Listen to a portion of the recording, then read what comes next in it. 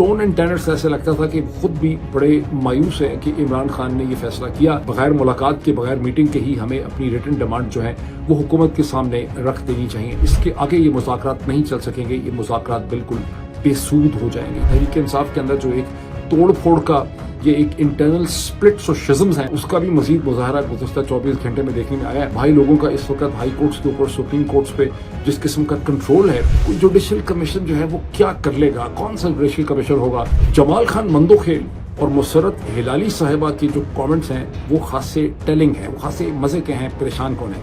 Because پریشان کون کیوں ہے, شیر اصل مروت صاحب نے سلمان اکرم راجہ کے اوپر جب انہوں نے کامنٹ کیے, مجھے تو یہ پتہ نہیں کہ یہ سلمان اکرم راجہ صاحب جو ہیں یہ کہاں سے اٹپ کے ان کو اتنی امپورٹنٹ پوزیشن کیسے مل گئی ہے. امیر ترین جو ریاست ہے کیلیفورنیا کی, وہ ایک طوفانی آفت کا شکار ہے کہ وہاں پر ان کو اپنے گھروں کو چھوڑ کے دوڑنا پڑ گیا. ایک کیاس کی سی ایک کیفیت ہے. گزشتہ ایک برس میں بائیڈن ایڈمنسٹریشن نے $30 بلین جو ہیں وہ اسرائیل کو دیے امریکن ٹیکس پیئر کے. ڈونلڈ ٹرمپ کے خلاف امریکہ کے اندر ایک بہت بڑی سیاسی جنگ کا آغاز ہو رہا ہے. ایلون مسک کے جو اپنے والد صاحب ہیں جو تقریباً 74 برس کے ہیں, انہوں نے اپنی ہی بیٹی کے ساتھ, اپنی اسٹیپ ڈاٹر کے ساتھ انہوں نے شادی کر لی. السلام علیکم, this is Moeed Pirzada in Washington D C, united status.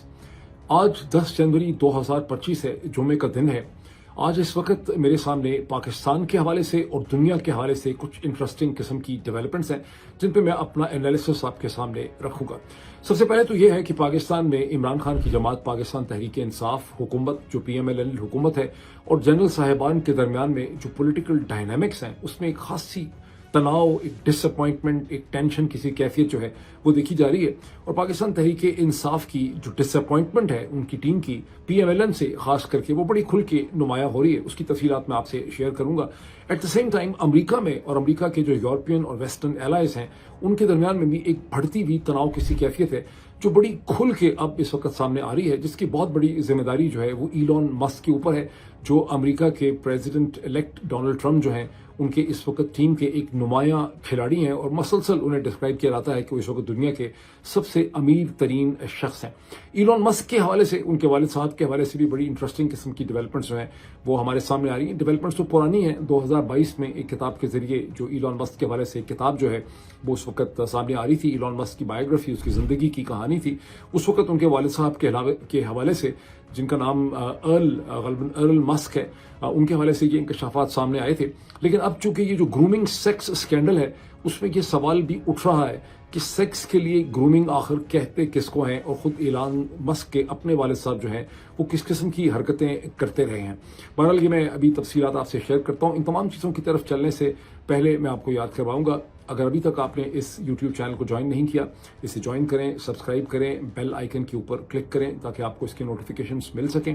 اور ہماری کوشش یہ ہے, جیسے میں نے کہا, کہ ہماری کمیونٹی جو ہے وہ 7 لاکھ کے فگر کو کراس کر سکے 31 جنوری تک, جو میں سمجھتا ہوں بڑا پاسبل ہے. اب چلتے ہیں ڈیولپمنٹس کی طرف. سب سے پہلے تو میں یہ ذکر کرنا چاہتا ہوں کہ اس وقت پاکستان تحریک انصاف کی جو لیڈرشپ ہے عمران خان کے بعد, جو ان کی سیکنڈری لیڈرشپ ہے, جس کو مذاکراتی ٹیم جس میں ان کے سیکٹری انفارمیشن ہیں اور ان کے اور بہت سے لیڈرز ہیں, وہ کچھ خاصے پریشان بھی نظر آ رہے ہیں, غصے میں بھی نظر آ رہے ہیں, کچھ ایک لاسٹ ان کے اندر ایک غیر یقینی کسی صورتحال بھی ہے, ایک کنفیوژن جو ہے وہ پریویل کر رہی ہے. اور یہ کنفیوژن جو ہے پاکستان تحریک انصاف کے لیڈروں کی, یہ ٹیلی ویژن پروگرامز کے درمیان جہاں ڈسکشن ہے, جیسے شیخ وقاص اکرم ٹیلی ویژن پروگرامز میں پارٹیسپیٹ کرتے ہیں, وہاں بھی آپ کو نظر آتی ہے. اور پھر اس کا سب سے بہتر مظہر جو ہے بہت ہی ڈیسائزو قسم کا, وہ شیخ وقاص اکرم کی عدالت کی تقریباً 30-32 منٹ کی ان کی ایک پریس کانفرنس اور پریس ٹاک ہے, جس میں وہ PMLN سے اور حکومت سے شدید مایوسی کا اظہار کرتے ہیں. وہ بنیادی طور پہ یہ سوال اٹھاتے ہیں کہ ہماری جو یہ ڈیمانڈ تھی, کیونکہ ہم نے جب ایک دفعہ ان پرنسپل یہ ایگری کر لیا کہ ہم ایک مذاکرات کریں گے حکومت کے ساتھ, ہماری ڈیمانڈز بڑی بنیادی قسم کی تھیں, بڑی بیسک قسم کی تھیں. وہ اس حیرت کا اظہار کرتے ہیں کہ اگر PMLN اس پاور ایکویشن کے درمیان, یعنی اسٹیبلشمنٹ جنرل صاحبان اور PMLN کے درمیان میں جو پاور ایکویشن ہے, اگر اس میں PMLN کی لیڈرشپ جو ہے, شریف خاندان کی لیڈرشپ جو ہے, شہباز شریف صاحب کی حکومت کی لیڈرشپ جو ہے, وہ اتنی کمزور ہے, اتنی کمزور اکائی ہے کہ وہ ہمیں عمران خان کے ساتھ ایک فارمل ملاقات بھی نہیں دلوا سکتی, جو ہمارا ایک بنیادی حق ہے سیاسی لیڈران کی حیثیت سے, تو آگے چل کے آپ ان سے کیا ایکسپیکٹ کر سکتے ہیں کہ یہ کیا ڈیلیور کر سکتے ہیں. इस स्टेज पे अच्छा यही किस्म की मायूसी का इजहार उन्होंने एक टेलीविजन प्रोग्राम में भी किया, क्योंकि वहां पे वो कम गुस्से में नजर आ रहे थे। वो इससे खासे घंटे पहले की बात थी, प्रेस कॉन्फ्रेंस उनकी बाद में हुई है। वहां शेख वकास अकरम साहब से जब ये सवाल पूछा गया कि अब आपका तीसरा राउंड होगा, तो उन्होंने कहा कि जाहिर है अब हमें इमरान खान का अगर हुक्म आ गया है और हमने रिटर्न जो सबमिशन करनी है डिमांड्स की, वो हम कर देंगे, और जाहिर है उसी वक्त करेंगे जब हमारी मुलाकात होगी। और ये तीसरा राउंड कब होगा इसके बारे में मैं कह नहीं सकता, लेकिन जब भी ये राउंड होगा हम ये रिटर्न सबमिशन दे देंगे, चूंकि हमें इमरान खान ने कहा है। लेकिन उनकी तमाम टोन एंड टेनर से ऐसा लगता था कि खुद भी बड़े मायूस हैं कि इमरान खान ने ये फैसला किया कि हमें बगैर मुलाकात के, बगैर मीटिंग के ही हमें अपनी रिटर्न डिमांड जो है वो हुकूमत के सामने रख देनी चाहिए। और इसी चीज़ को उन्होंने फिर आगे बढ़ाया अपनी प्रेस कॉन्फ्रेंस के अंदर, जहां वो बहुत ज़्यादा गुस्से में थे, बहुत जारहाना तरीके से उन्होंने प्रेस कॉन्फ्रेंस की। और उन्होंने कहा कि जिस तरह से तारीख गवाह है कि जिस तरह से पाकिस्तान तहरीक इंसाफ के वर्कर्स को गुज़िश्ता चंद हफ्तों से उन्हें ट्रीट किया गया है, वो सूरज की रोशनी नहीं देख सकते। जब अदालत के करीब उनको ले जाने का वक्त होता है तब कहीं उनको सूरज देखना, उसकी रोशनी देखना उनको मुयस्सर होता है, उनको तारीकी में रखा जाता है। जिस तरह से उन्हें जहनी तौर पर अजियत दी गई, टॉर्चर किया गया, उनकी मारपीट की गई।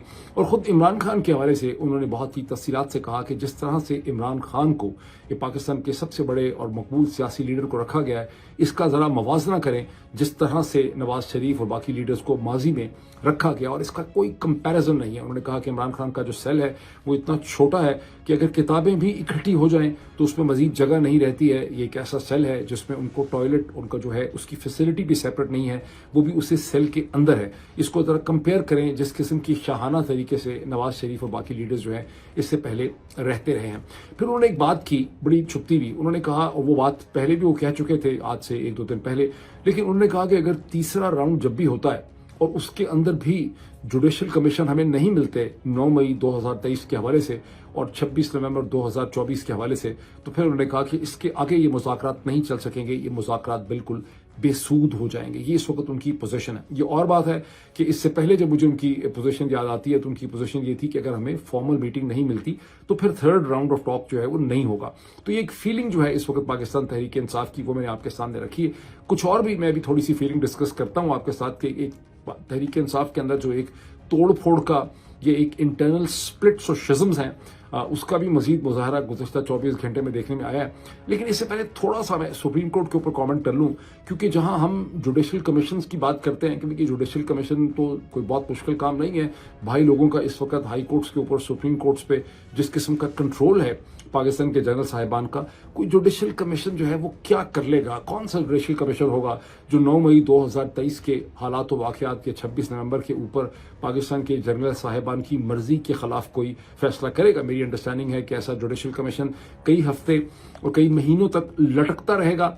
वो एक तरह की ऑब्जर्वेशंस दे सकता है। हो सकता है कि ऐसा जुडिशल कमीशन जो है वो दोनों साइड्स को प्ले करने के लिए या उनको असॉज करने के लिए या उनको ठंडा करने के लिए उसे इस्तेमाल किया जा सकता है।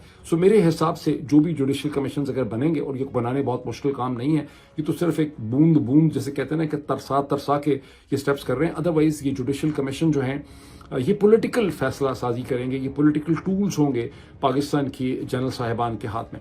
अच्छा, इसका एक अक्स, इसकी एक हिंट, इसका एक सिग्नल हमें उस वक्त मिलता है जब मिलिट्री कोर्ट्स के हवाले से, जहां एक पिटिशन सुप्रीम कोर्ट के 5 या 6 मेंबर के बेंच के सामने है, वहां पर ख्वाजा हारिस साहब जो हैं वो पेश होते हैं, जो एक ज़माने में इमरान खान के भी वकील थे, जो एक ज़माने में नवाज शरीफ के भी वकील थे। अब वो इस वक्त GHQ के वकील की हैसियत से पेश होते हैं, जहां पिटिशन लेकर आते हैं पाकिस्तान तहरीक इंसाफ के वर्कर्स और वकला मिलिट्री कोर्ट्स के फैसलों के खिलाफ। वहां पर जमाल खान मंदोखेल और मुसरत हिलाली साहिबा के जो कमेंट्स हैं वो खासे टेलिंग है, वो खासे मजे के हैं। परेशान कौन है?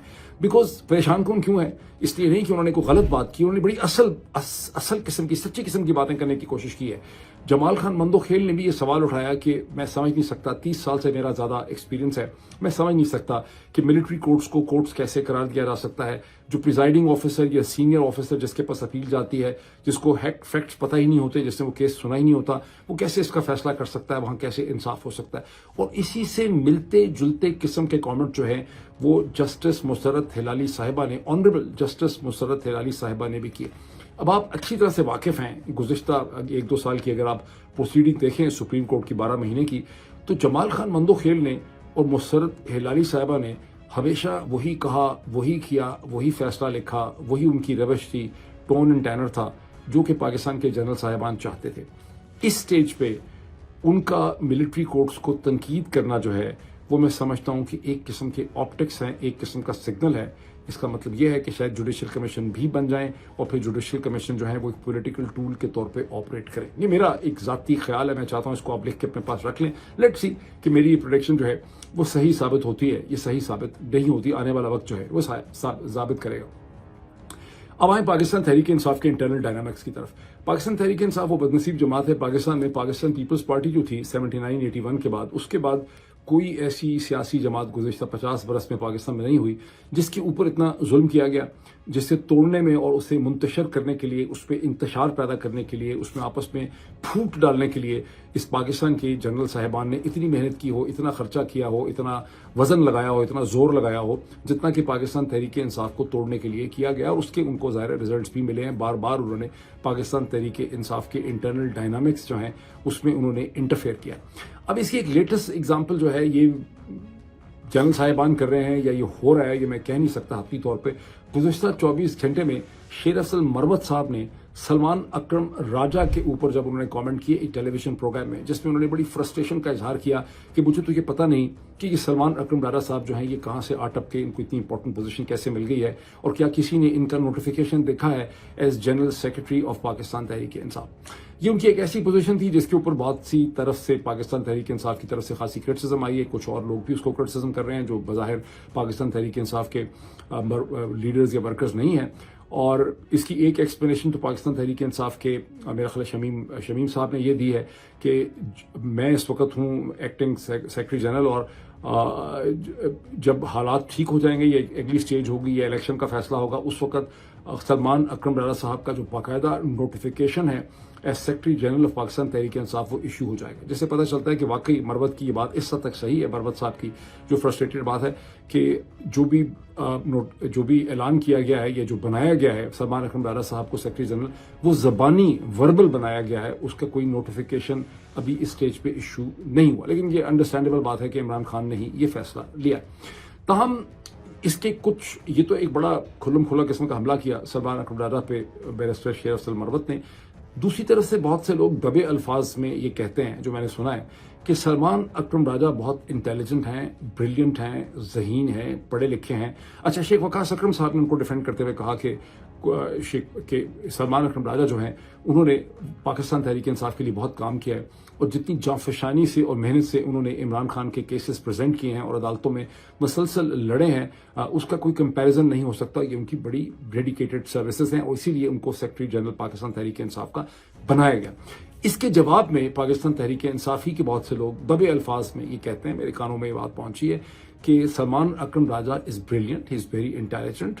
उन्हें इमरान खान का एक बहुत ताकतवर एडवाइजर होना चाहिए था for legal and strategic affairs with a view towards a potential federal minister of law or similar such position जब भी पाकिस्तान तहरीक इंसाफ हुकूमत बनाने की पोजीशन में आए, क्योंकि वो एक इंटेलिजेंट ब्रेन है।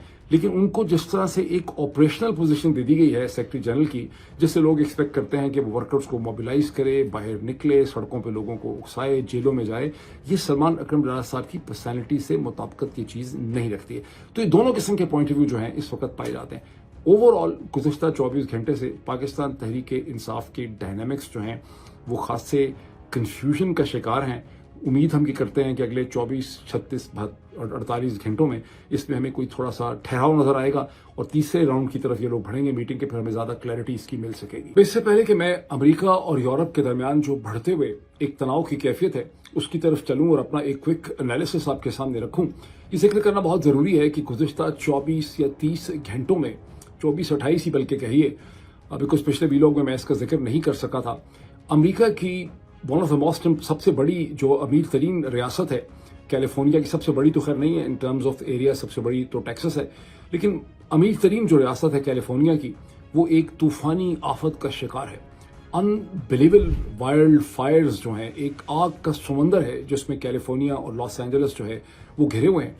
और अमीर तरीन लोग दुनिया के, यानी आप इसे कहें कि मदर नेचर कितनी ताकतवर है कि दुनिया के अमीर तरीन लोग जो हैं ऐसे एरियाज में, रेजिडेंशियल एरियाज में, पहाड़ियों के ऊपर एलए में, जहां पर एक एवरेज मीडियन जो घर की कीमत है वो तकरीबन $4.5 मिलियन है, یعنی $4.5 ملین میڈین ہے, وہاں پر 10, 15, 20 ملین ڈالر کے لوگوں کے گھر ہیں. وہاں پر ایک ایسا آگ کے طوفان کا حملہ ہوا ہے, اور وہاں پہ رہتے ہیں ہالی ووڈ کے ایکٹر, وہاں پہ رہتے ہیں top T V stars, celebrities, richest corporate لوگ, کہ وہاں پر ان کو اپنے گھروں کو چھوڑ کے دھوڑنا پڑ گیا. ایک کیاس کی سی ایک کیفیت ہے جس میں انتہائی محتاط اندازے سے کم از کم بھی 50 سے 70 بلین ڈالر کی جو پراپرٹیز ہیں وہ جل کے خاکستر ہو گئی ہیں. میرا خیال ہے 5 سے 10 کے قریب لوگ جو ہیں وہ جاں بحق ہوئے ہیں.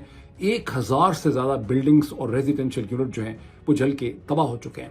اور اس میں درمیان میں وہاں پر بھی ڈونلڈ ٹرمپ بڑا ایک ارسپانسبل قسم کا رول پلے کر رہے ہیں, اور وہ یہ کہہ رہے ہیں کہ گورنر جو ہے کیلیفورنیا کا وہ اس کے لیے ذمہ دار ہے, یا بائیڈن ایڈمنسٹریشن ذمہ دار ہے. ویسے لوگ یہ بھی پوائنٹ آؤٹ کر رہے ہیں, یہ ایک سائیڈ آرگومنٹ ہے, لوگ یہ بھی پوائنٹ آؤٹ کر رہے ہیں کہ تقریباً گزشتہ ایک برس میں بائیڈن ایڈمنسٹریشن نے $30 بلین جو ہیں وہ اسرائیل کو دیے امریکن ٹیکس پیئر کے, لیکن ان کے پاس اس قسم کی آگ سے, جس قسم کی آگ پھیلی ہے, یہ جنگل کی آگ ہے, اس سے نپٹنے کی ان کے پاس کوئی ایمرجنسی کاؤنٹر اسٹریٹجی نہیں تھی. آگ اس لیے بہت پھیلی ہے کہ خشکی کی وجہ سے جو پہاڑوں کے اوپر, ہلز کے اوپر جو جنگل ہے اس میں آگ لگی ہے, اور چونکہ ہوا بہت تیز چل رہی تھی وہاں, وہ تیز ہوا جو ہے اس آگ کو ریزیڈینشیل ایریاز میں لے آئی, اور پھر یہ سیورل کلومیٹرز, کئی میل تک یہ آگ جو ہے وہ پھیلی ہے. اس سارے طوفان کے درمیان میں ایک انٹرسٹنگ کلپ میں نے دیکھا جہاں ایک عورت جس کی بچی گم گئی ہے وہ گورنر کو سڑک پہ پکڑتی ہے کیلیفورنیا کے, اور اسے کہتی ہے کہ ابھی میرے سامنے پریزیڈنٹ آف یونائٹڈ اسٹیٹس جو ہے اس کو کال کرو, اور گورنر وہاں پر بہت ہی تحمل سے, بہت ہی پیشنس کے ساتھ جو ہے اس عورت کی بات سن بھی رہا ہے, اور اسے نیوسم جو ہے وہ ایکسپلین بھی کر رہا ہے کہ دیکھو میرا کال فون جو ہے میرا کنیکٹ نہیں کر رہا. یہ دیکھیں کلپ, اور اس کو ذرا پاکستان اور ہندوستان کے حالات. Governor, you got a second? Governor, I live here, Governor. That was my daughter's school, Governor. Please tell me what you're going to do. I'm not going to hurt him, I promise. I'm literally talking to the president right now to specifically answer the question of what we can do for you and your daughter. Can I hear it? Can I hear your call? Because I can't. It don't doesn't- believe it. I'm sorry. There's literally, I've tried 5 times. That's why I'm walking around to make the Why call. is the president not taking your call? Because it's not going through. So Why? I have to get cell service. So There's let's no get cell it. service. Let's get it. I want to be here when you call the president. I appreciate it. I'm doing that right now. ہوائیں امریکہ اور امریکہ کے اتحادیوں کے درمیان ایک بڑھتے ہوئے تناؤ کی کیفیت کی طرف, جس کی تمام تر ذمہ داری ڈونلڈ ٹرمپ اور ان کی ٹیم کے اوپر آپ بہت آسانی سے عائد کر سکتے ہیں. ابھی پریزیڈنٹ الیکٹ ڈونلڈ ٹرمپ جو ہیں ابھی پریزیڈنٹ بنے ہی نہیں, وہ تو 20 جنوری کو پریزیڈنٹ بنیں گے, لیکن اس سے پہلے ہی انہوں نے پوری دنیا کے ساتھ ایک جو ہے پھڈا جو ہے وہ شروع کر دیا ہے. میں نے پچھلے ویلاگ میں بھی آپ کو بتایا تھا کہ ان کے خلاف ایلون مسک نے جس قسم کی سٹیٹمنٹس دی ہیں, جو پوزیشنز وہ لے چکے ہیں, جرمنی میں آفیشیل طور پر وہاں پہ اس کے خلاف ریئیکشن ہوا, پھر فرانس کے پریزیڈنٹ میکرون کا ریئیکشن بھی ہمارے سامنے آیا, برطانیہ میں جس طرح سے ایک نسلی امتیاز, سیکٹیرین کانفلکٹ, ریلیجس ٹینشن پیدا کرنے کی ایلون مسک کوشش کر رہے ہیں, اس کے خلاف British prime minister, British government کے منسٹرز جو ہیں ان کا رد عمل آ رہا ہے. کینیڈا کے بارے میں جس قسم کی سٹیٹمنٹس ایلون مسک نے دی, اس کے اوپر کینیڈا کے جو پریزنٹ پرائم منسٹر ہیں جسٹن ٹروڈو, جو آؤٹ گوئنگ پرائم منسٹر ہیں, جو فیوچر پرائم منسٹر ان کے لیڈر آف دی اپوزیشن ہے کنسرویٹو پارٹی کے, ان کا رد عمل بھی آپ نے دیکھا. ڈینمارک میں گرین لینڈ کے حوالے سے جنہوں نے کھپ ڈالی, اس کا بھی آپ نے ریئیکشن اور رد عمل دیکھا. اب اس ساری سچویشن کے درمیان میں ایک نئی ڈیولپمنٹ گزشتہ 24 گھنٹوں میں یہ ہوئی ہے کہ اسپین کے پرائم منسٹر, فرانس کے فارن منسٹر اور اٹلی کے ڈیفنس منسٹر ایک سمٹ میٹنگ میں اکٹھے تھے, جہاں انہوں نے بڑی اسٹرانگ پوزیشن لی ہے اس حوالے سے کہ ڈونلڈ ٹرمپ اور ان کی ٹیم جس طرح سے یورپ کی ڈیموکریسیز کے اندر اور یورپ کی پالیٹکس میں انٹرفیئر کر رہی ہے, یہ ٹوٹلی طور پہ ان ایکسیپٹیبل ہے. میں آپ کو فائنینشیل ٹائمز, جو یورپ کا بڑا اخبار ہے, بہت سیریس اخبار ہے, اس کی بھی ہیڈ لائن آپ کو دکھانے کی کوشش کرتا ہوں, جس سے آپ کو اندازہ ہوگا کہ اس وقت یورپ کے اندر کتنی سلگی ہوئی ہے ان کی ڈونلڈ ٹرمپ کی پوزیشنز کے اوپر, وہ کیسے اس پہ ایک پوزیشن اختیار کر رہے ہیں ایسرٹیو قسم کی. میں نے اپنے پچھلے ویلاگ میں آپ کو کہا تھا کہ ڈونلڈ ٹرمپ کی پالیسیز جو ہیں وہ کہتے تو ہیں کہ میں امریکہ کو بہت مضبوط بناؤں گا, لیکن ان کی پالیسیز کا ایک ممکنہ نتیجہ یہ نکلے گا کہ امریکہ جس ویسٹرن الائنس کی طاقت کے اوپر کھڑا ہوا ہے, وہ ویسٹرن الائنس کی آپس میں ڈائنامکس جو ہیں وہ کمزور ہو جائیں گے. اور اس وقت چونکہ انہیں ریپبلکن پارٹی کے اوپر مکمل کنٹرول ہے, ان کا راستہ کوئی روک نہیں سک رہا. تاہم امریکہ کے اخبارات کے اندر, ذرائع ابلاغ میں, فار انسٹنس فارن پالیسی کے اندر مختلف جگہوں پہ ایسے پیسز چھپنے لگ گئے ہیں کہ آپ دنیا کو ڈکٹیٹ نہیں کر سکتے. ایک پیس تو میں نے پروفیسر اسٹیفن والٹس کا دیکھا ہے, جن کی امریکہ کی فارن پالیسی اسٹیبلشمنٹ میں بہت زیادہ ریسپیکٹ ہے. اگر ایک طرف یہ ہے تو دوسری طرف ایلون مسک روکنے والے نہیں ہیں. انہوں نے گزشتہ 24 گھنٹوں میں جو فار رائٹ کی پارٹی ہے جرمنی میں, یاد رکھیے کہ الیکشن ہونے والے ہیں فروری میں, تو جو الٹرا رائٹ فار رائٹ کی پارٹی ہے جو which is called as the AFD, Alternate for Deutschland, यानी Alternate for Germany. उसकी जो लीडर हैं एलिस वीडल, उनका उन्होंने ट्विटर के ऊपर एक इंटरव्यू कर दिया है. अब डोनाल्ड ट्रंप जो है वो टीवी एंकर भी बन गए हैं, उन्होंने इंटरव्यू भी शुरू कर दिए और एलिस वीडल का उन्होंने इंटरव्यू किया. और ये ऐसा इंटरव्यू था जिसपे यूरोप और जर्मनी की और उसके अलावा यूरोपियन गवर्नमेंट्स और पॉलिटिकल जो एनालिस्ट थे उनकी पोजीशन ये थी कि इन्हें ऐसा इंटरव्यू नहीं करना चाहिए. वहां पर यूरोप में पॉलिटिकल एनालिस्ट ये कह रहे हैं कि कौन सोच सकता था कि इलॉन मस्क जो खुद एक मीडिया प्लेटफॉर्म रन करते हैं वो यूरोप की पॉलिटिक्स में इतने अंधाधुंध तरीके से इंटरफेयर करना शुरू कर देंगे. बहुत से पॉलिटिकल एनालिस्ट का ये ख्याल है कि इलॉन मस्क और डोनाल्ड ट्रंप का ये रोमांस कोई बहुत देर चलने वाला नहीं है. एक तो वजह है कि इलॉन मस्क जाहिर है कि अमेरिकन एडमिनिस्ट्रेशन के लिए प्रॉब्लम्स पैदा कर रहे हैं. ये क्लियर नहीं है कि उन्हें किस हद तक डोनाल्ड ट्रंप ने उन्हें अनलीश किया हुआ है, किस हद तक वो खुद से अनलीश हुए हैं. कुछ उसमें उनकी जाती पर्सनैलिटी का भी चक्कर लगता है. लेकिन एक और भी वजह है, वो वजह यह है कि दोनों ही बहुत ईगोइस्टिक पर्सनैलिटीज हैं. डोनाल्ड ट्रंप भी बहुत जो है मैं ही मैं हूं और इलॉन मस्क का भी यह है कि मैं ही मैं हूं. तो ये दो मैं ही मैं जो हैं वो जैसे कहते हैं कि एक सल्तनत में दो सुल्तान और एक नयाम में दो तलवारें जो है वो नहीं रह सकती. तो लग यही रहा है कि 3 से 6 महीने का ये रिलेशनशिप होगा. फिर देखना ये होगा कि जब इलॉन मस्क लड़ झगड़ के डोनाल्ड ट्रंप से अलग होंगे या डोनाल्ड ट्रंप उनको फायर कर देंगे अपनी एक स्टेटमेंट देके, उसके बाद इलॉन मस्क ट्विटर का डोनाल्ड ट्रंप की एडमिनिस्ट्रेशन के हवाले से उसका किस तरह का इस्तेमाल करते हैं. अब इस वक्त की सूरत हाल को देख के मैं ये प्रेडिक्ट कर सकता हूं कि डोनाल्ड ट्रंप के खिलाफ अमेरिका के अंदर एक बहुत बड़ी सियासी जंग का आगाज हो रहा है. डेमोक्रेटिक पार्टी जो सेनेट भी लूज कर चुकी है, हाउस भी लूज कर चुकी है, व्हाइट हाउस भी लूज कर चुकी है, वो और उससे रिलेटेड छोटी पार्टियां और फैक्शंस तो इस लड़ाई का हिस्सा होंगे ही. लेकिन अमेरिकन मीडिया का बहुत बड़ा हिस्सा, अमेरिका की ह्यूमन राइट ऑर्गेनाइजेशंस, अमेरिका की बड़ी बड़ी ताकतवर यूनिवर्सिटीज, कॉलेजेस, अमेरिका की minorities, black organisations, business groups और ट्रेडिंग ग्रुप्स जो हैं जो फ्री ट्रेड के अंदर बिलीव करते हैं और जो ड्यूटीज एंड टैक्सेस के खिलाफ हैं, ये सब इस जंग का हिस्सा बनते मुझे नजर आ रहे हैं. इसके साथ ही मसलसल जो यूरोपियन और वेस्टर्न एलाइज हैं वो भी इस जंग का हिस्सा होंगे और ये एक बहुत बड़ी जंग का आगाज होगा जिसमें अब हमें हर दिन इन डेवलपमेंट्स को देखना पड़ेगा. इस हवाले से डोनाल्ड ट्रंप जो हैं उन्हें गुज़िश्ता 24 घंटों में वैसे 2 सेटबैक्स हुए हैं. एक तो एटलांटा की अपील्स कोर्ट जहां डोनाल्ड ट्रंप के वकला ने ये कोशिश की कि जो स्पेशल प्रोसिक्यूटर डोनाल्ड ट्रंप पे बैठाए थे डेमोक्रेट्स ने, जैक स्मिथ, उनकी उस रिपोर्ट को रोका जाए जो 2020 के इलेक्शन के हवाले से, जिसमें डोनाल्ड ट्रंप पे ये इल्ज़ाम है कि उन्होंने उन इलेक्शन के रिजल्ट्स को मानने से इनकार कर दिया, उसे डिस्टर्ब करते रहे और उस पर फसादात भड़काए. वो जो रिपोर्ट है उससे रोकने के लिए डोनाल्ड ट्रंप के वकला ने सर तोड़ का जोर लगाया, लेकिन अपील्स कोर्ट ने उन्हें रद्द कर दिया है और अब वो जैक स्मिथ जो है वो रिपोर्ट बहुत जल्दी अगले शायद 48 घंटों में उसे इशू कर देंगे. लेकिन this is not the only setback. इससे बहुत ज्यादा बड़ा सेटबैक वो हुआ कि रिपब्लिकन डोमिनेटेड सुप्रीम कोर्ट, जिसकी मदद की वजह से डोनाल्ड ट्रंप प्रेसिडेंट बन सके, क्योंकि अगर जुलाई 2024 में सुप्रीम कोर्ट उनका रास्ता रोकती तो फिर डोनाल्ड ट्रंप के लिए बहुत ज्यादा मुश्किलात हो जाती. लेकिन डोनाल्ड ट्रंप को सिंपैथी हासिल थी अमेरिकन सुप्रीम कोर्ट की. अब उसी अमेरिकन सुप्रीम कोर्ट ने डोनाल्ड ट्रंप के वकला की उस कोशिश को और अपील को नाकाम कर दिया है, जहां डोनाल्ड ट्रंप के वकला ने ये रिक्वेस्ट की थी कि न्यूयॉर्क की जो कोर्ट है, जो डोनाल्ड ट्रंप के हश मनी स्कैंडल, जहां डैनियल स्टॉर्म्स को उन्होंने पैसे दिए थे गालिबन 1 मिलियन या पता नहीं 1 लाख के कितने लाख डॉलर दिए थे उनका मुंह चुप रखने के लिए बहुत पहले 2016 के इलेक्शन के दरमियान में, उस फैसले को रोका जाए. लेकिन supreme court of United states ने टका सा जवाब दे दिया है और डैनियल स्टॉर्म्स के हवाले से न्यूयॉर्क का जो फैसला है हश मनी का, वो भी इसका मतलब है कि बहुत जल्दी उसे अनाउंस कर दिया जाएगा. अब इस स्टेज के ऊपर डोनाल्ड ट्रंप प्रेसिडेंट इलेक्ट हैं, प्रेसिडेंट बन चुके हैं, 20 जनवरी को हल्फ उठाएंगे. इन फैसलों से फर्क तो नहीं पड़ेगा, लेकिन this is going to be a very bumpy start.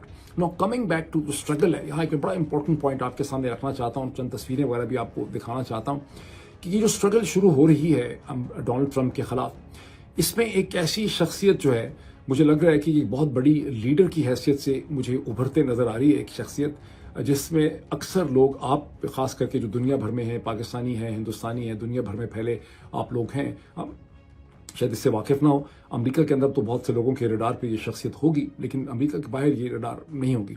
ये एक 35 बरस की डेमोक्रेटिक लीडर है जिनका नाम है अलेक्जेंड्रिया ओकासियो-कॉर्टेज. AOC इनको उर्फ में कहा जाता है.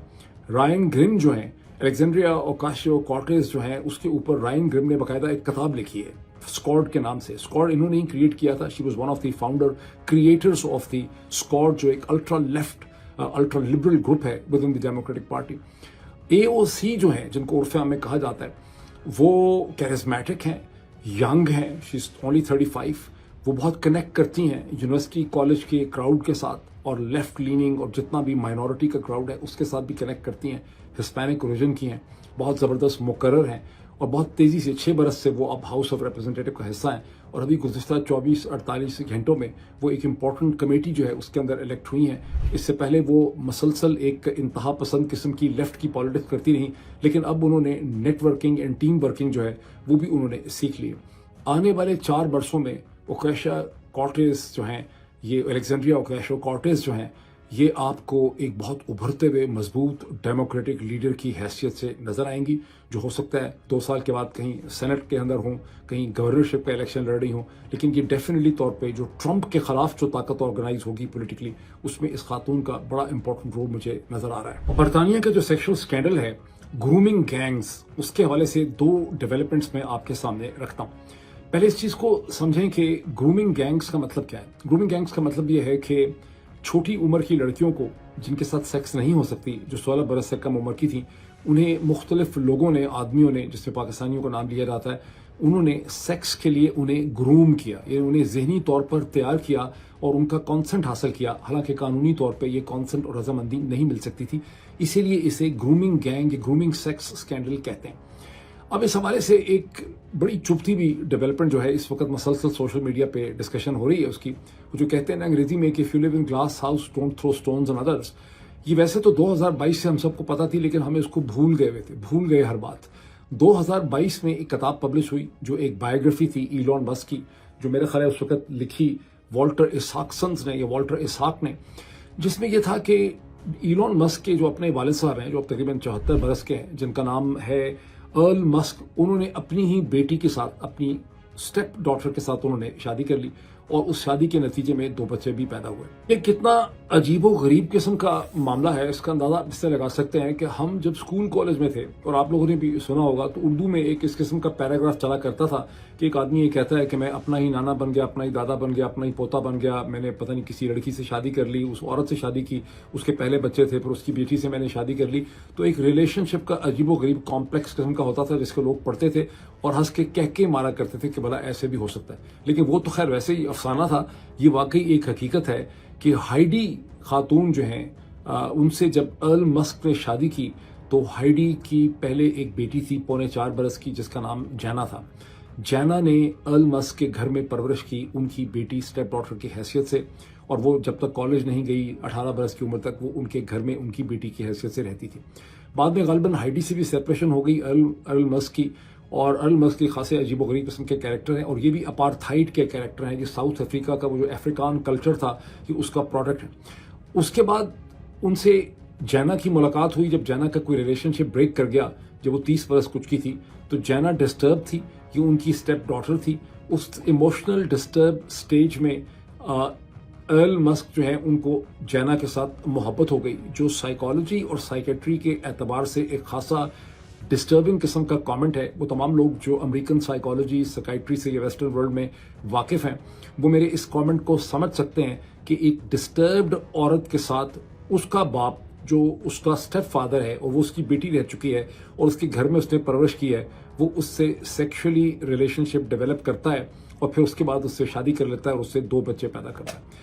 यानी how disturbed is background in terms of the Elon Musk family. ये अब इस चीज़ पे पहले तो ये चीज़, अच्छा ये सबसे पहले इसका जिक्र मैंने शायद कह दिया आपको कि 2022 में जब इलॉन मस्क की एक बायोग्राफी जो है वो लिख रहे थे वॉल्टर इसाक, तो उस बायोग्राफी में इसका जिक्र आया था। ये सब चीज़ से हम जो अमेरिका में रहते हैं इससे वाकिफ़ हैं, हम इसको पढ़ चुके हैं, फिर हम इसको भूल गए, अब हमारे जहनों में नहीं थी, लेकिन अब ये चीज़ सोशल मीडिया पे निकल के सामने आ रही है। वो जो इंग्लिश में कहते हैं ना कि don't throw stones on others when you live in glass houses, कि इलॉन मस्क बातें कर रहे हैं ग्रूमिंग फॉर सेक्स की, तो घर में ही उनके क्या सूरत हाल है। फिर आखिर के तौर पे मैं आपको जावेद हसन साहब का ट्वीट स्क्रीन के ऊपर दिखाना चाहता हूँ। जावेद हसन साहब एक प्रोमिनेंट ब्रिटिश पाकिस्तानी है जो इन्वेस्टमेंट बैंकर रह चुके हैं बहुत सी इंपॉर्टेंट इंस्टीट्यूशंस के साथ। पाकिस्तान में भी उन्होंने पब्लिक पॉलिसी के अंदर काम किया। इमरान खान के ज़माने में वो एक इंपॉर्टेंट गवर्नमेंट कमीशन को भी हेड करते थे। जावेद हसन साहब ने जो ट्वीट किया वो पाकिस्तानी ब्रिटिश कम्युनिटी के हवाले से, उसमें उन्होंने लिखा है कि ये जो रेशियली मोटिवेटेड लोग हैं, बिगेट्स हैं, انہوں نے یہ دیکھا ہی نہیں کہ برطانیہ کے اندر پاکستانی آبادی صرف پاکستانی اوریجن آبادی صرف 2.7%، 2.7% ہے، لیکن این ایچ ایس کے جو جونیئر ڈاکٹرز ہیں اس کا جو ڈیٹا این ایچ ایس نے اس سال کچھ مہینے پہلے پبلش کیا، اس میں 8%، آلموسٹ 8% جو ڈاکٹرز ہیں، جو فزیشنز ہیں، وہ پاکستانی اوریجن کے ہیں۔ یہ کتنی بڑی تعداد ہے، اس کا اندازہ آپ اس سے لگائیے کہ انڈین اوریجن، ہندوستان کی آبادی پاکستان سے تقریباً 7% یا 6 گنا زیادہ بڑی ہے، تو ہندوستان کے 12% ہیں اور پاکستانی اوریجن جو این ایچ ایس ڈاکٹر ہیں وہ 8% ہیں۔ اور انگریز جو گورے ہیں، جو 80% پاپولیشن کو کانسٹیٹیوٹ کرتے ہیں، ان کی فزیشین کمیونٹی کے اندر جونیئر ڈاکٹرز میں صرف 37% ریپرزنٹیشن ہے، 40% باقی ساری ایتھنیسٹیز کی اس میں ریپرزنٹیشن۔